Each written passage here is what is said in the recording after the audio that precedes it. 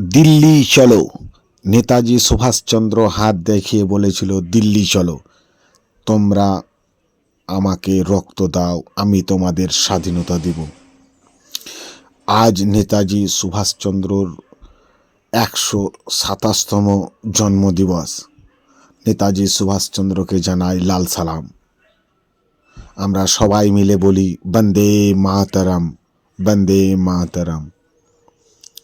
নেতাজি সুভাষচন্দ্র, লাল সালাম, লাল সালাম। বন্দে মাতরম, বন্দে মাতরম। ভারত মাতা কি জয় হো, ভারত মাতা কি জয় হো। নেতাজির বাণীগুলো আমাদেরকে মনে রাখা একান্তই প্রয়োজন। আজও পর্যন্ত আমরা নেতাজিকে ভুলতে পারিনি। তার কারণের জন্যেই 23শে জানুয়ারি আমরা নেতাজি সুভাষচন্দ্র বসুর জন্ম উৎসব পালন করি। বন্দে মাতরম, বন্দে মা।